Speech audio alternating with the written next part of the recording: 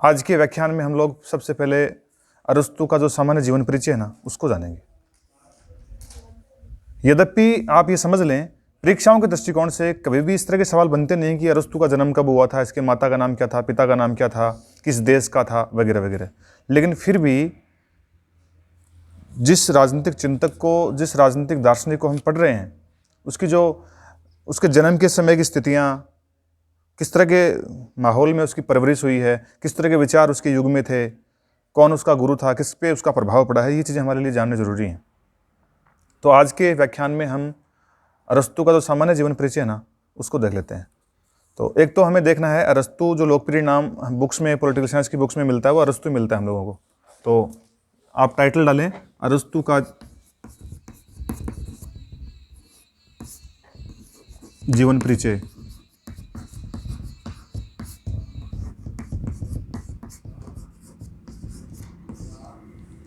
अरस्तु का जीवन परिचय।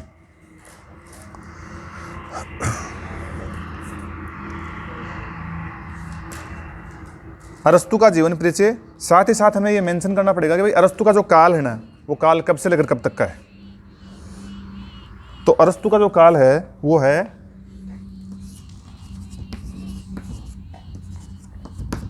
384 ईसा पूर्व से 322 ईसा पूर्व तक, ये काल है।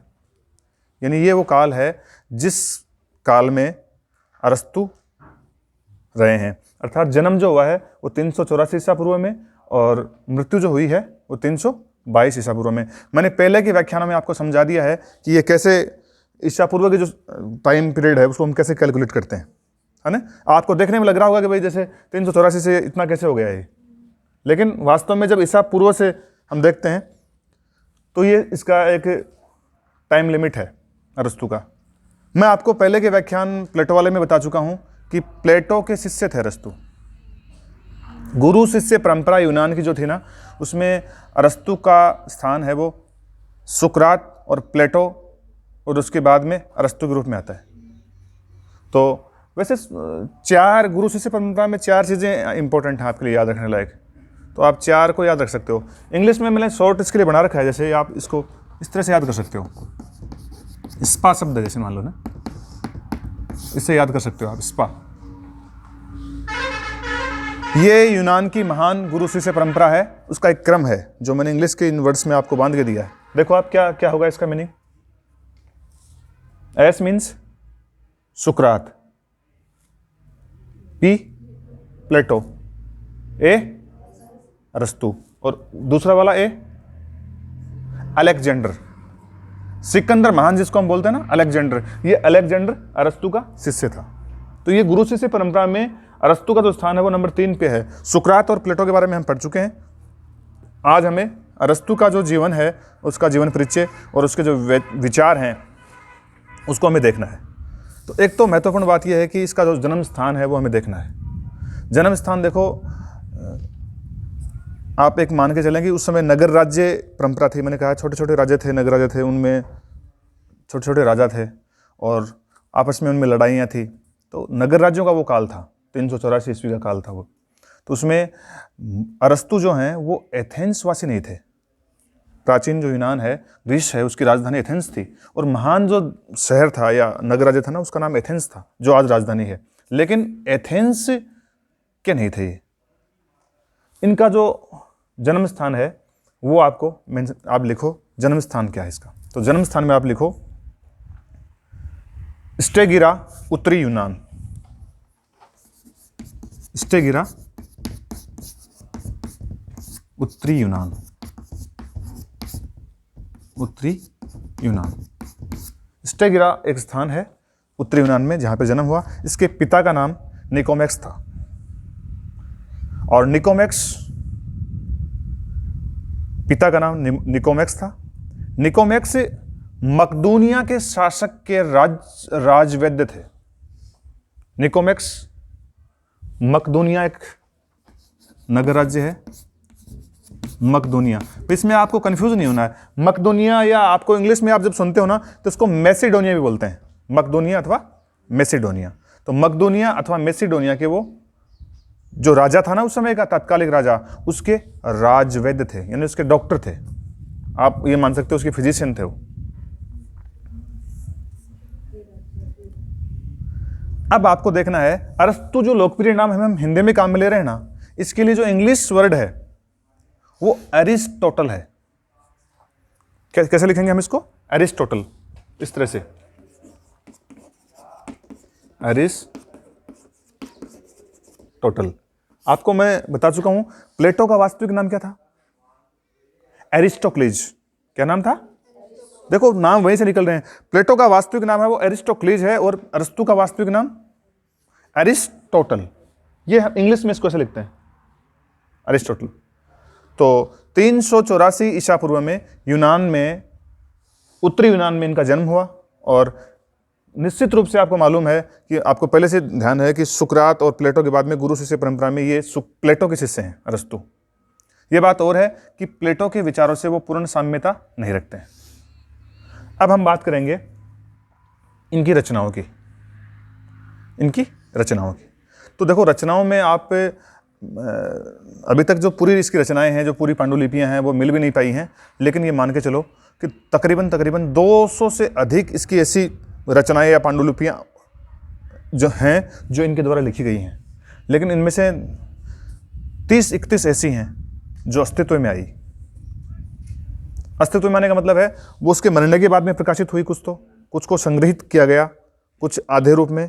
लेकिन 30 और 31 जो पांडुलिपियां हैं, आप इसको एक यूं मेंशन कर सकते हो कि 200 से अधिक रचनाएं हैं इसकी, लेकिन 31 रचनाएं हैं वो अस्तित्व में हैं, आई हैं। और उनमें से हम पॉलिटिकल साइंस के इस विश्वविद्यालय की परीक्षाओं के दृष्टिकोण से हम लोग 3 या 4 जो रचनाएं हैं वो इसकी याद रखते हैं।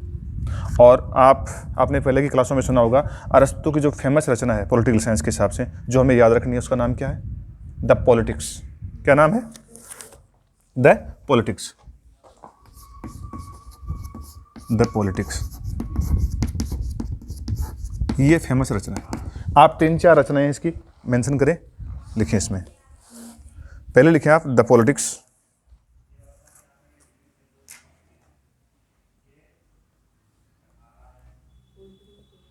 The politics. दूसरा लिखें आप निकोमिकियन एथिक्स। निकोमेकियन या निकोमिकियन एथिक्स। एक तीसरी पुस्तक है जो उसका नाम है, जैसे मैंने अभी लिखा है ना आपको ये पॉलिटिक्स, वैसे पोइटिक्स भी है इसकी। पोइटिक्स, स्पेलिंग देखो आप इसकी, POETICS, पोइटिक्स, यानी ये काव्य शास्त्र है। प्लेटो हैं वो अपने जीवन, अरस्तु जो हैं वो अपने जीवन में जो उनका जो महत्व है या उनका जो क्षेत्र है, आप जानकर हैरान रह जाएंगे कि इतनी रचनाएं, इतने फील्ड हैं उनके। आप मैं अभी दो बुक्स और लिखो आप। एक लिखो आप, क्या लिखा अभी? दो लिख रही ना? कौन सी लिखी? द पॉलिटिक्स, द पोइटिक्स और निकोमेकियन एथिक्स। और फिर लिखो आप, एक लिखो आप rhetoric, the rhetoric, the rhetoric. Rhetoric का जो हिंदी मीनिंग है ना वो है अलंकार शास्त्र, अलंकार शास्त्र, द रिटोरिक। और लिखना चाहो तो आप एक पुस्तक और लिखो,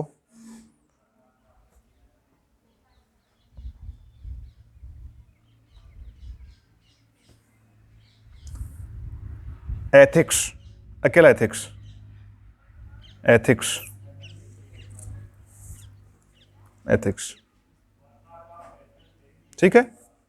अब आपको एक इंस्टीट्यूट, एक स्कूल जो अरस्तु के द्वारा खोला गया था, उसका नाम लिखना है। मैंने आपको पहले के व्याख्यान में बताया था ना कि सुकरात थे। एक्चुअल में वास्तविक रूप से सुकरात के जो उपदेश हैं या सुकरात का जो ज्ञान है, सुकरात के जो सिद्धांत हैं, वो लोक भाषा में प्रचलित हैं, वो ऐसे ही भाषाओं में आते चले गए। उनके लिए कोई एक ऐसे ग्रंथ नहीं है जो जिसमें आप देख सकते हो। उनके जो स्टूडेंट्स थे ना, उनके नोट्स में ही आप उसके चीज़ों को जान सकते हो। लेकिन प्लेटो ने कुछ पुस्तकें लिखी, अरस्तु ने भी लिखी। प्लेटो ने अपना एक स्कूल, जिसको हम कह सकते हैं कि वो यूरोप का पहला विश्वविद्यालय था, खोला था। उसका नाम क्या था? एकेडमी। एकेडमी, द अकादमी हम उसको बोलते हैं। ठीक उसी तरह से अरस्तु ने भी एक स्कूल खोला, उसका नाम था द लीशियम, या लाइसियम भी इसको इंग्लिश में हम उच्चारित करते हैं, या लीशियम या लाइसियम। ये स्कूल खोला उसने। अब आपको मैं ये बताऊंगा कि अरस्तु है, उस पर प्रभाव किसका है। देखिए, सबसे पहला जो प्रभाव हम बात करेंगे तो वो पहला प्रभाव तो है अरस्तु के पिता का, जो मकदूनिया या मैसेडोनिया के जो शासक हैं, जो राजवैद्य हैं, उनके डॉक्टर हैं। मैसेडोनिया राजवंश में जो शासक है, मकदूनिया का जो शासक है, उसके राजवैद्य हैं, उसके फिजिशियन, उसके डॉक्टर हैं। कौन? अरस्तु के पिता। अरस्तु पे जो वैज्ञानिक प्रभाव है वो इनके पिता का ही है, इनके पिता का है। ऐसा इतिहास में माना गया है कि जो वैज्ञानिक और जो तर्क करने की जो क्षमताएं हैं वो निश्चित रूप से अरस्तु की हैं, वो अपने उसके पिता से प्रभावित है। अब हम बात करेंगे कितने फील्ड हैं इसके, अरस्तु ने कितने विषयों में लिखा है, कौन सी फील्ड पे लिखा है। तो आप देखो, हम ये तो पढ़ चुके हैं कि बीए पाठशास्त्र में भी पढ़ चुके हैं कि पॉलिटिकल साइंस के पिता कौन है? अरस्तु, अरिस्टोटल जिसको हम बोलते हैं, राजनीति विज्ञान के पिता। आप इनकी फील्ड को एक बार देखें।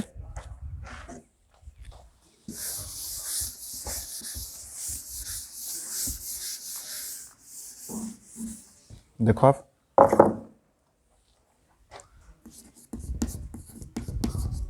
राजनीति विज्ञान के पिता।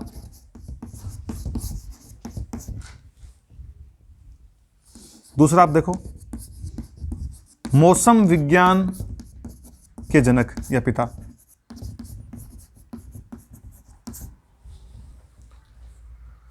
राजनीति विज्ञान के पिता, मौसम विज्ञान के जनक। प्राणी शास्त्र विज्ञान की एक शाखा है, उसके जनक भी अरस्तु हैं। जंतु विज्ञान, उसके जनक भी अरस्तु हैं। नीति शास्त्र में भी उन्होंने महत्वपूर्ण कार्य किया है, नीति शास्त्र में भी। और जो मैंने आपको एक पुस्तक लिखाई है अभी, पोएटिक्स का जो हिंदी रूपांतरण है वो काव्य शास्त्र है। तो काव्य की जो विधाएं हैं, नाट्य या नाटक की जो विधाएं हैं, वो भी इस पे भी अरस्तु ने लिखा है। तो एक फिर देखो, मेटाफिजिक्स, नीति मीमांसा, सौंदर्य मीमांसा, यानी हम अगर आज के एजुकेशन सिस्टम के हिसाब से देखें तो मोटे तौर पर वो भौतिकी से लेकर खगोल विद्या और जंतु विज्ञान से लेकर प्राणी विज्ञान और सोशल साइंस के लगभग नीति शास्त्र, सौंदर्य शास्त्र, मौसम विज्ञान, राजनीति विज्ञान, इन सब पे उन्होंने लेखन कार्य किया है। सब पे उन्होंने पुस्तकें लिखी हैं और सब पे उनकी पुस्तकें हैं वो अपने आप में एक विशिष्ट प्रकार की रचनाएं हैं, महान रचनाएं हैं। आज भी उनको सीधे सीधे चुनौती देना बड़ा असंभव है।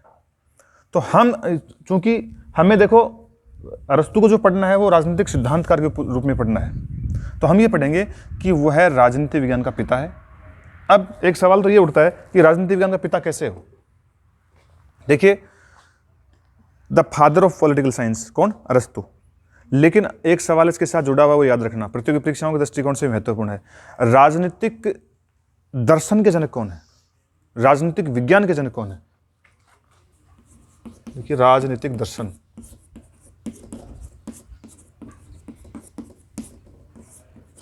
राजनीतिक दर्शन के जनक हैं वो प्लेटो है। प्लेटो को ऐसा माना जाता है, प्लेटो को बोलते हैं पहला या पश्चिमी जगत का प्रथम राजनीतिक दार्शनिक। कौन था? प्लेटो। लेकिन प्रथम राजनीतिक वैज्ञानिक, ये कौन है? प्रथम राजनीतिक वैज्ञानिक अरस्तु है। ये डिफरेंस है अरस्तु और प्लेटो का। यानी प्लेटो की जो शैली थी ना, प्लेटो की जो शैली थी, स्टाइल था जो पढ़ाने का, वो दार्शनिक था। लेकिन इसका कैसा है? वैज्ञानिक, साइंटिफिक है ये। और मैं आपको बता चुका हूँ, जो वैज्ञानिक इसकी विधियाँ हैं, उसका जो प्रभाव है वो उसके पिता से उसको प्राप्त मिला है। तो एक तरह से बहुमुखी प्रतिभा का धनी है अरस्तु, और अब वो शुरुआत करता है। ये बात भी सत्य है कि ऐसे वृत्तांत मिलते हैं इतिहास में कि प्लेटो जिस अकादमी का संस्थापक था, प्लेटो की मृत्यु हो गई, उस समय अरस्तु उसी अकादमी में था। तो एक इस विवाद था कि प्लेटो की मृत्यु के बाद में इस अकादमी का, यानी इस संस्थान का डायरेक्टर कौन बनेगा। लेकिन ऐसा ऐतिहासिक वृत्तांत मिलते हैं कि अरस्तु को उसका डायरेक्टर नहीं बनाया गया, इसका निर्देशक नहीं बनाया गया, क्योंकि वो अपने गुरु प्लेटो के कुछ सिद्धांतों से या कुछ दार्शनिक तथ्यों से सहमत नहीं था। और देखो, ये अपने आप में वैज्ञानिक बात है। आप किसी के विचारों से कंटिन्यूस सहमत हो रहे हो तो फिर नए विचार की उत्पत्ति नहीं हो सकती, नया ज्ञान आपको नहीं मिल सकता। तो तार्किक रूप से, वैज्ञानिक रूप से अरस्तु ने अपने गुरु प्लेटो की जो सारी बातें हैं या सारे दार्शनिक सिद्धांत हैं उनका खंडन किया है, जो भी उसको तार्किक रूप से, वैज्ञानिक रूप से ठीक नहीं लगती हैं। तो ये एक विवाद भी है। हम आगे जाके जब तुलनात्मक रूप से देखेंगे तो हम पाएंगे कि प्लेटो और जो अरस्तु है उसमें कहाँ पे मतभेद है। लेकिन फिलहाल हम बात कर लेते हैं अरस्तु की पद्धति क्या थी, अध्ययन की पद्धति क्या थी, किस तरह से वो लिखता है, उसके स्टडी करने का ढंग क्या था। तो आप इसमें टाइटल डालें, अरस्तु द्वारा प्रयुक्त विधियां। अरस्तु द्वारा प्रयुक्त विधियां, प्रयुक्त विधियां। अरस्तु ने कौन सी विधियां हैं वो काम में ली हैं, आप लिखें इसमें।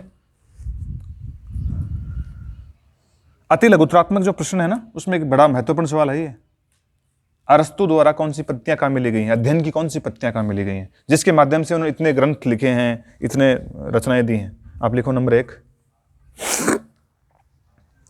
आगमन विधि। आगमन विधि।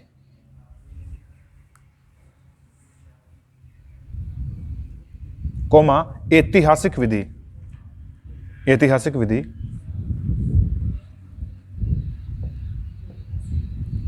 तुलनात्मक विधि। तुलनात्मक विधि। अनुभवमूलक विधि या अनुभवमूलक पद्धति।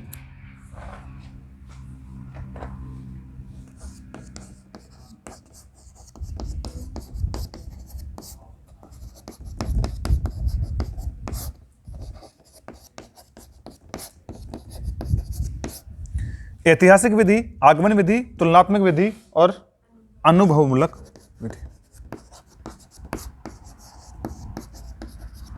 देखिए, चांसेस तो इस बात के नहीं है कि इस तरह के सवाल आ जाएं कि ऐतिहासिक विधि क्या है या आगमन विधि क्या है, तुलनात्मक विधि क्या है या अनुभवमूलक विधि क्या है। लेकिन फिर भी हम अरस्तु के दृष्टिकोण से अरस्तु को समझने के लिए, किस तरह से उसका अध्ययन रहा है, विभिन्न विषयों पर उनकी जो राय रही है ना, इसके लिए हम इन शब्दों को समझेंगे। पहले ऐतिहासिक विधि का मतलब क्या है? ऐतिहासिक विधि का मतलब है इतिहास के माध्यम से, आप पहले इतिहास को पढ़ो। आपको कोई नया विचार, नया सिद्धांत या कुछ नया निर्माण करना है तो उससे पहले उस विषय से संबंधित या उस टॉपिक से संबंधित ऐतिहासिक वृत्तांत क्या कहते हैं, इतिहास में क्या लिखा हुआ है, इतिहास इसके बारे में क्या बोलता है, इसका इतिहास क्या है, उसको जानना जरूरी है। ये ऐतिहासिक विधि है। और ऐतिहासिक विधि के जनक तो स्वयं मानने ही कौन जाते हैं? अरस्तु। आगमन विधि, देखिए आगमन विधि है, अगर हम टीचिंग और लर्निंग की बात करें तो आगमन विधि के माध्यम से लिसियम में इसने शिक्षण करवाया है। आगमन का मतलब होता है पहले आप उदाहरण प्रस्तुत करते हो, पहले कोई एग्जाम्पल दोगे, उदाहरण प्रस्तुत करने के बाद में आप उस उदाहरण को लास्ट में नियमों से, तथ्यों से, तर्कों से स्पष्ट करते हो। इस तरह की विधि को बोलते हैं। एक विधि और काम में आती है, उद्देश्य सहित विधि, सौदेश्य विधि। तो सौदेश्य विधि से अगर किसी चीज को क्लियर करना हो, स्पष्ट करना हो, तो एक एग्जांपल से बताऊंगा मैं आपको। जैसे मान लीजिए सौदेश्य विधि में किसी बात को प्रूव करना हो इस विधि का प्रयोग करके, तो आप ये समझ लें इसको, जैसे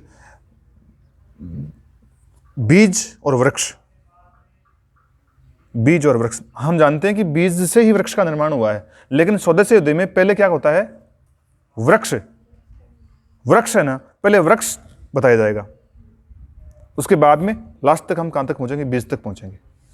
इस विधि का नाम सौदेश्य विधि है, जो अरस्तु के चिंतन में देखने को मिलती है। तो ये 2-3 विधियां हैं। अब एक विधि देखो आप, तुलनात्मक विधि। तुलनात्मक विधि अपने आप में अगर हम देखें ना समय, तो तुलनात्मक विधि अपने आप में वैज्ञानिक विधि है। तुलनाओं के माध्यम से ज्ञान प्राप्त करना, तुलनाओं के माध्यम से ज्ञान प्राप्त करना। और देखो तुलना जब तक नहीं करते ना, तब तक हम सर्वश्रेष्ठ, सर्वोत्कृष्ट, सबसे अच्छे उसकी पहचान कर नहीं पाते हैं।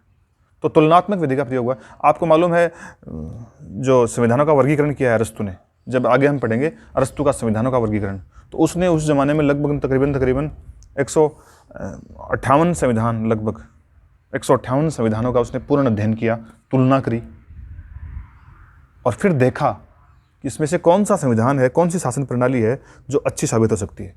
उसके बाद में ही अपना सिद्धांत का निर्माण किया। तो तुलनात्मक विधि एक वैज्ञानिक विधि है जिसमें तुलनाओं के माध्यम से हम चीज़ों को सीख पाते हैं। वह दूसरी चीज़ सामने नहीं होगी तो हम कैसे जान पाएंगे, ठीक है ना। जैसे मान लो ये चौक अच्छी है या बेकार है, ये तब मालूम पड़ेगा जब इसके साथ दूसरी चौक हो। ये चौक चूने की बनी हुई है, दूसरी मान लो हो सकता है इसमें मोम की मिलाया गया होगा, या फिर इसके अलावा मार्कर भी अच्छा हो सकता है। जब तुलना करोगे ना आप तीनों से तो मालूम चल पाएगा। फिर आप देखो, एक है अनुभवमूलक विधि। ये विधि भी वैज्ञानिक विधि है जिसका प्रयोग है वो अरस्तु के द्वारा किया गया है। देखिए, अनुभवमूलक का मतलब है किसी वस्तु, किसी सिद्धांत, किसी तथ्य के साथ हमारे अनुभव क्या हैं उसके आधार पर ही हम बता पाएंगे। तो एक तो देखो ऐसा ऐतिहासिक वृत्तांत मिलते हैं, ऐसे इतिहास की बुक्स में, पॉलिटिकल साइंस में तो नहीं मिलता, लेकिन इतिहास की बुक में मिलता है कि ये जो अरस्तु है वो बालक के रूप में बहुत जिज्ञासु था और वो किसी भी चीज़ को बिना तथ्य के और बिना सबूत के, बिना एविडेंस के स्वीकार नहीं करता था, उसके स्वीकार नहीं करता था। और आप देखें अनुभवमूलक में क्या होगा, किसी चीज़ का आप अनुभव करते हो, उसको प्राप्त करते हो, उसको देखते हो, तभी आप उसको सत्य मानते हो। तो अरस्तु का ये था कि जैसे मैं कह रहा हूँ कि भाई ये कागज़ है या ये कोई चीज़ है, ये इस कपड़े से बनी है, तो उसको प्रूव करके रहेगा अनुभव के आधार पर, अपने अनुभव से जानेगा कि क्या इस चीज़ का निर्माण इससे हुआ है, उसके बाद में किसी सिद्धांत का निर्माण करेगा। तो ये भी अपने आप में एक वैज्ञानिक विधि है। इन्हीं विधियों का प्रयोग करके अरस्तु ने अपने जो विचार हैं वो प्रकट किए हैं। तो इसीलिए बोलते हैं अरस्तु को राजनीति विज्ञान का जनक। एक फेमस सवाल है, यद्यपि छोटी यूनिवर्सिटी की परीक्षाओं में भी आता रहता है, आप उसको कोट करें सवाल को। सवाल है वो है कि किसने राजनीति विज्ञान को सर्वोच्च विज्ञान कहा, मास्टर साइंस।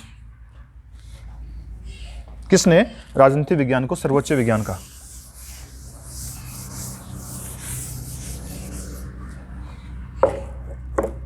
राजनीति विज्ञान को सर्वोच्च विज्ञान,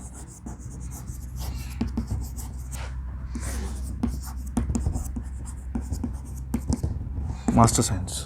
अर्थात अरस्तु हैं वो राजनीति विज्ञान के लिए जो उपमा या जो दूसरा शब्द काम में लेते हैं उसका नाम क्या है, मास्टर साइंस, और हिंदी में बोलते हैं इसको सर्वोच्च विज्ञान। अर्थात जितने विज्ञान थे ना, प्राणी विज्ञान, जंतु विज्ञान, खगोल विज्ञान, नीति विज्ञान, उन सभी विज्ञानों में, या मेटाफिजिक्स, तत्व मीमांसा, ज्ञान मीमांसा, इन सभी में अरस्तु कहता है कि जो राजनीति विज्ञान है वो सर्वोच्च है। क्योंकि राजनीति विज्ञान के जिस विषय के जनक हैं अरस्तु, उसमें क्या करते क्या हैं वो देखो। राजनीति विज्ञान के माध्यम से एक राज्य के निर्माण, एक राज्य की आवश्यकता या राज्य के कार्य, उस पर बल देते हैं। वो कह रहे हैं कि व्यक्ति के जीवन का जो अंतिम लक्ष्य है वो सुख प्राप्त करना है, और वो कोई भी व्यक्ति बिना राज्य में रहे हुए, यानी राज्य के अंदर रह के ही वो प्राप्त कर सकता है। इसलिए वो इस तरह के सिद्धांतों का निर्माण करते हैं। फिर देखो, हम कल के जो व्याख्यान है उसमें हम लोग अरस्तु की जो संविधान है, संविधानों का वर्गीकरण है, उसको पढ़ेंगे। उसके बाद में हम अरस्तु के दास्ता पर विचार, अरस्तु का जो राज्य है